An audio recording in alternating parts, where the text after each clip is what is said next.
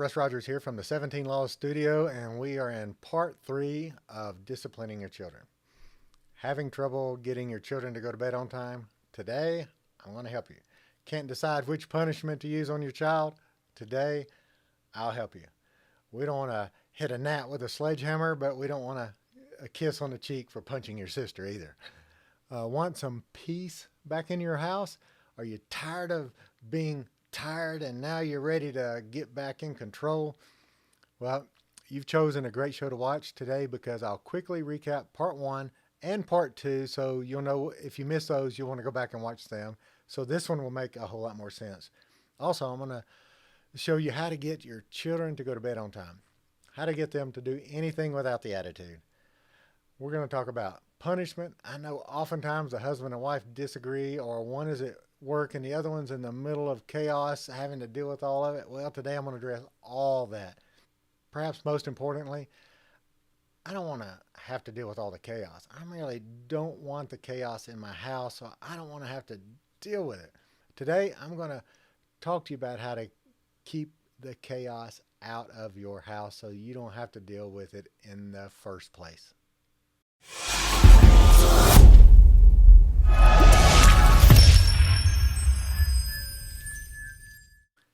Okay, let's do a super quick recap of part 1 and part 2 on discipline. We talked about that you have to train your children, and if you're leaving it up to someone else, well, that's not a good plan at all. I call that the hope plan. You're hoping it turns out okay, although you're not doing much about it, or you're leaving it up to the Sunday school teacher or the school teacher. We talked in depth about spanking. Should I spank? Should I not? Will it scar them for life? What I pointed out was that people tend to decide to spank or not to spank as if spanking is the only form of discipline. What they're really saying is, do I discipline my child, hold them accountable for their actions, or not? My point was this. You must hold your children accountable. You must discipline your child. You must create an atmosphere of peace and respect in your home.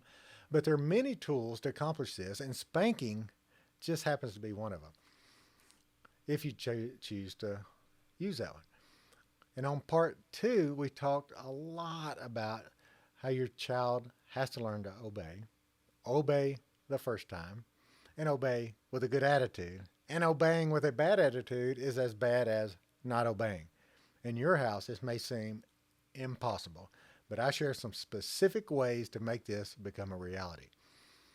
Those are super brief summaries, and I've not really done them justice. So when you have a few minutes, go back and watch them, and you'll be so glad you did.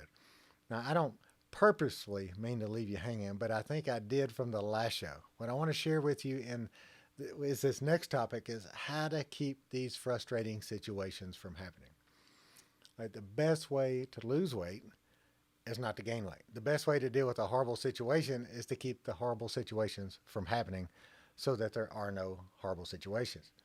All to say, the best way to deal with frustrating your child is not to get in a spot where that's an issue. So today, I want to address how to keep these from happening. Also on the show, I want to address more on obey the first time. There really are times when your children need to obey the first time without hesitation and without any pushback at all, and do it with a good attitude. In fact, this is most of the time, and I'll address more on this. And today I'll share how to get your child to go to bed on time and how to get them to do anything for you that's obviously reasonable.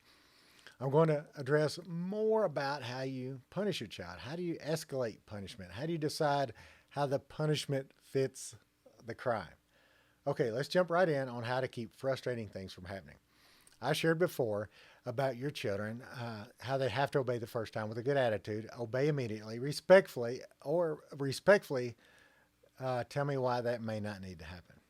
I used this example. You're at a friend's house. You, the parents, decide it's time to go. However, the children are knee-deep in a game, and you're calling them away to head out, and you have a decision to make. Do I frustrate my child or not? So if you go back to part 2 and read about how bad it is to frustrate your child, then you'll know that it's bad. So we don't want to frustrate our child if we can keep from it, and it makes sense. Anyway, on this example, You painted yourself in a corner that didn't have to happen. There was no need for you to get to the point where you had to make the decision to frustrate your child.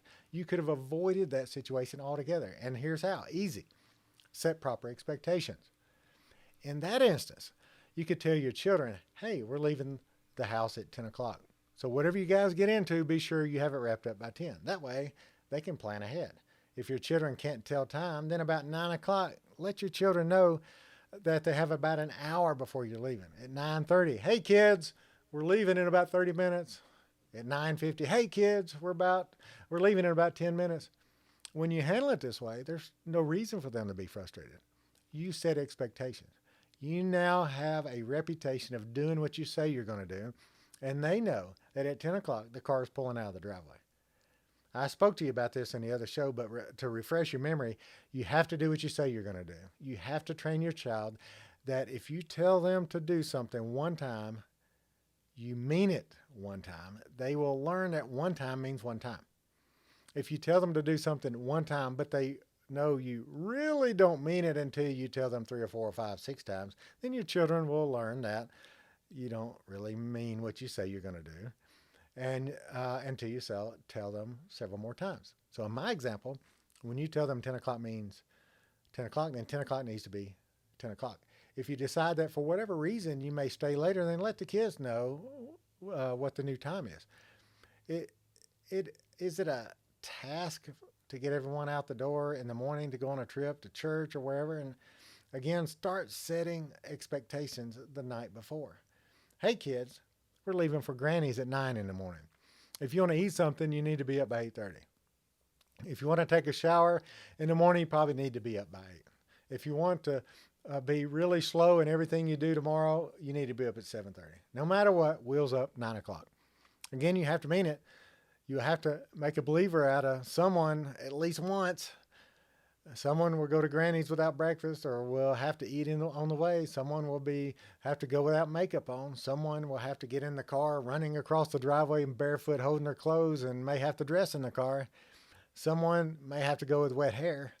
You're going to have to make a believer. But in the morning, I'm going to do this. I'm going to go through the house saying, hey guys, we're leaving in about an hour. At 8:30, hey guys, we're leaving in about 30 minutes. 30 minutes, wheels up. 8:50, hey guys, I'm going through the house. Hey guys, wheels up in 15. And I have to interject this. I'm never, ever, ever, ever going to make my wife Tracy run across the yard barefoot and dress in the car. Not going to happen. We're not going to do that. Not that I could make her do that anyway, but that's just not going to happen. However, if I see that Tracy is not going to make it by 9, and it's obviously there is no way we're going to leave before 9:30, then I'm going to go back to the children and say, hey, we're not leaving until 9:30. It's frustrating if they run out with wet hair, no food, only sit in the car for 30 minutes waiting on mom. That's not going to happen.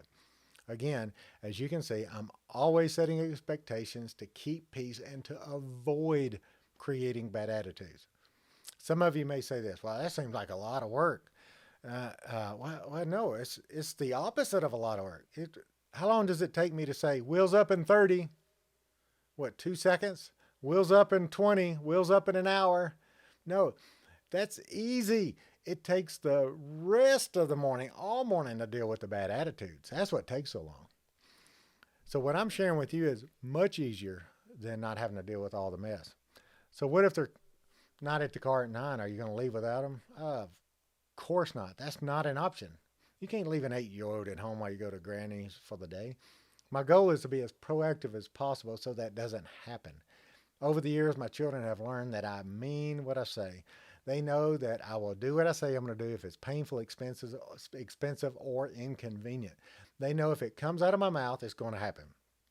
When it comes to leaving, they know at 9 o'clock means 9 o'clock. If I see them on track not to make 9, I'm going to intervene. For example, if it's 8:20 and they're still in bed, one time I really did do this. One time I got a huge glass of water and I said, I'm going to pour this on your head if you're not out of the bed at 8:25. And it's not waterboarding anything crazy. It was actually kind of funny. And sure enough, someone had to wait it out and see if I'd really do it. And of course I had to do it because I said I would. And they knew it only happened once, but from that point on, all I had to do is walk around with a glass of water, or a glass that had nothing in it. They just assumed it had water. It was funny. Their bathroom was near their bedroom, so anytime in the future I could just turn on the faucet without even having a glass in hand and would yell from across the hall, "I'm filling up my glass now." And they'd jump out of bed and we'd all laugh about it. And it turned into a funny thing. But they knew if I said nine, it meant nine. Okay, now I know it sounds like I'm in the military, but here's the reality of it. This is just one little example. I doubt we ever had to leave exactly at 9 to go to Granny's. But there were times where we had to leave to be on time somewhere. Also, it's not fair to the people in your family who busted their tails to get ready by 9 only to find someone else still in bed and everyone having to wait on them. How much fun is that? Now, my point is this: set expectations. If you want them to take out the garbage, tell them you need it done. If you say, please take out the garbage, and 10 minutes later it's not done, you might get upset. From your child's perspective, it may never have crossed their mind that you meant now, as in right now. Hey, Billy, please take out the garbage before dinner. Please take it out now. Please take it out before you go to school, or whatever. Let them know. Hey, Becky, be sure to wash your car sometime before tomorrow. Hey, Becky, before you go to school, clean up your room. Hey, Billy, before dinner, I need all your homework done.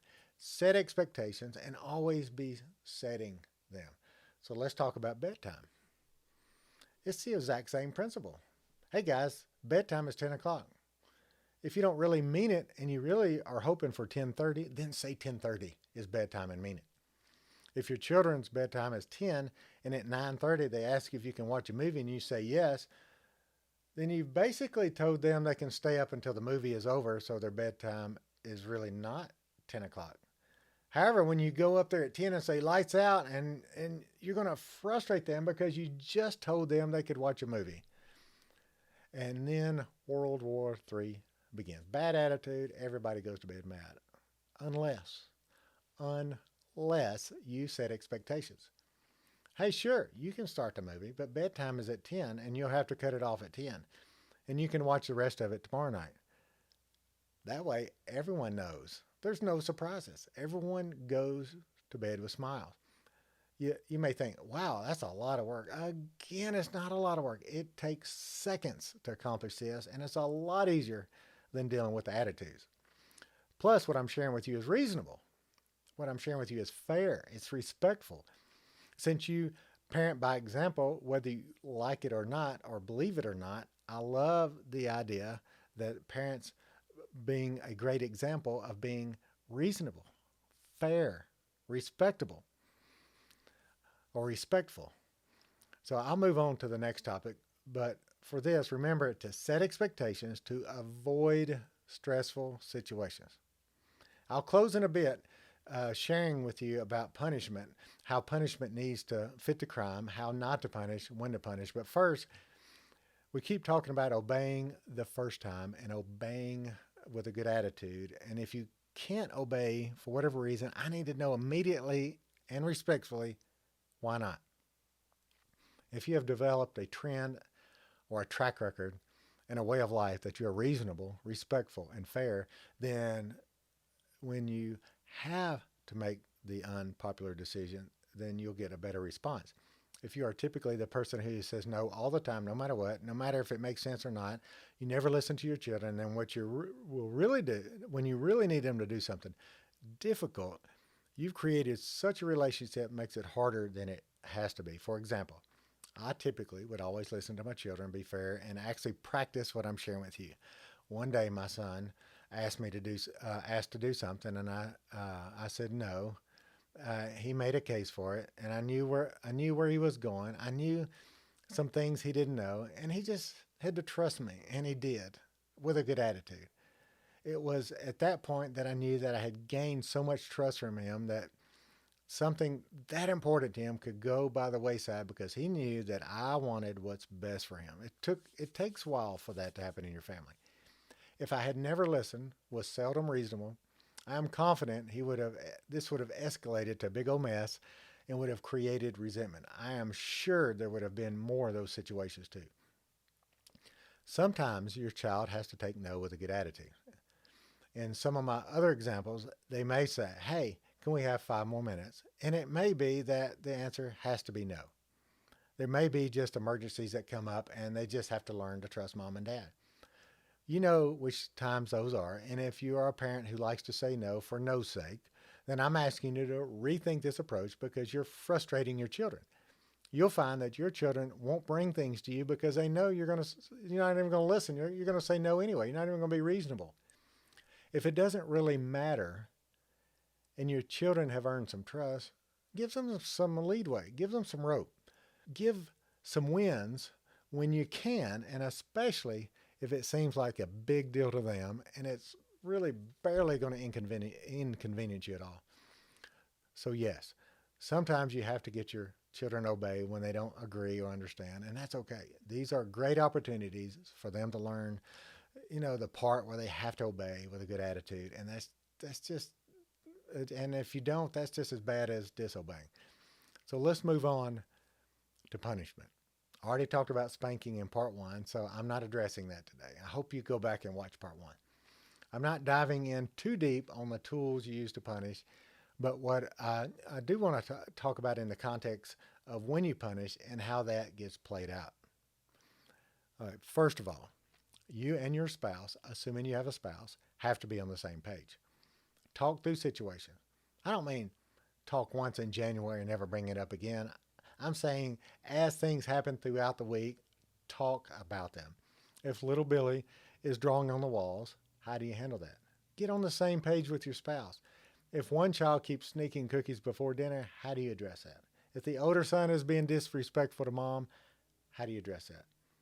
Here are my thoughts on all this. The quicker you can punish, the better. However, never, ever, ever, ever, ever punish while you're angry or out of control, especially if you've lost your temper. I'm always assuming all this is in the context there's no actual child abuse going on. So let's just move past that. If you've lost your temper, then you will make stupid decisions. Generally speaking, people who have lost their minds are not in the best frame of mind to make sound decisions in any aspect of life. If you're really upset, take a few minutes to gather your thoughts, call your spouse, talk through if you can, collectively come up with a plan of action. Some things that are easy to deal with, like don't throw a ball in the house because something could get broken. Those are pretty easy to deal with. You could probably deal with that a little differently than if one child keeps pushing the buttons of the other child until one of them punches the other. Okay, that's probably worthy of a conversation. Take a moment to make sure you think through all these things. And so next, you want the punishment to fit the crime.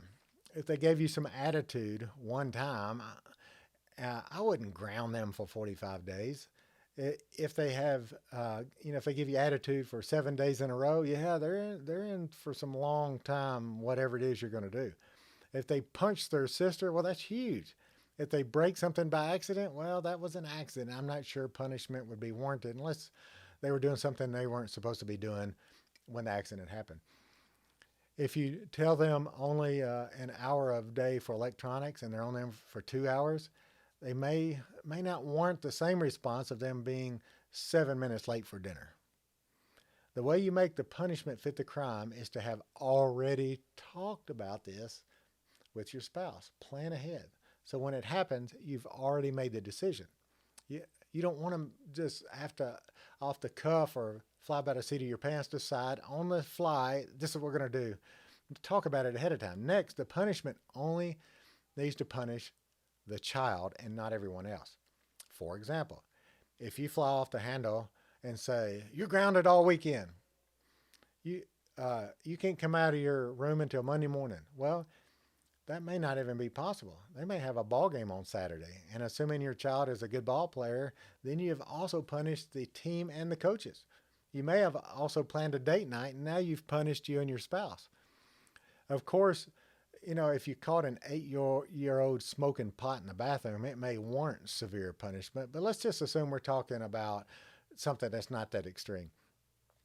Make sure you're not punishing the grandparents, the friends, birthday parties, and more. If a friend is having a birthday party and you don't want to punish that friend on his special day of the year, if you can keep from it, right? If you guys have other plans with other children, try not to punish everybody. Think through those things. Also, try only punish whoever did the deed. I've learned this the hard way. So I flippantly tossed out punishment and then soon regretted it and was kicking myself all over the whole weekend. However, this leads me to my next point. Make sure you stick with it. Once you make a statement or a threat, you got to stick with it no matter what. Once you've committed, even if it punishes you and everybody and your whole neighbors and all your aunt, uncles, brothers, sisters, you got to stick with it. If you don't, your child will learn that what you say won't stick. So no biggie. So you're just idle threats, no deterrent at all. Your child won't have to worry about it. I share before that my children and now their friends know that if I say it, it's going to happen. I always do what I say I'm going to do. I was in church one time and my son's friend was beside me tearing up paper into small little pieces of paper just to pass the time. Wasn't making a big mess. Well, I was just acting like a 12-year-old at the time, and I was the parent. And there's a lady in front of us had one of those big old giant hairdos. And just to be funny, I told my son's friend, "Hey, I'll give you $20 if you could put 10 pieces of paper to stick in her hair." And of course, I was just halfway kidding about it, but he took me up on it, and I had to pay him the $20. And you can imagine my wife Tracy was less than thrilled with my immature antics. But my point was, if I say I'm going to do it, I will. And if you threaten something, if you threaten anything to your kids, like, if you do that again, I'm going to take your phone away for a week, or by golly, I'm going to take your phone away forever, or I'm going to take the car away from you, whatever it is, do it. So I remember threatening to take a car away and regretted it because it's so nice to have more drivers in the family. But I did it. Had to take off work early, take people places. And again, I wish I had thought something else, but because I said it, I had to stick with it. I know this is longer than normal, but I like to give real life examples. I have received a ton of questions around discipline, so be sure to be on the lookout for future shows where I'm going to be answering questions on discipline. On today, you have to discipline. You need your home to be one of peace, respectfulness, and everyone needs accountability. Create a culture of obeying the first time with a good attitude. Obeying with a bad attitude is the same as disobeying. Create a way of life where you do a better job of setting expectations so you can avoid the crazies. Make the punishment fit the crime, and make sure the only person getting punished is the one who did the deed. And whatever you threaten as punishment, stick to it no matter what.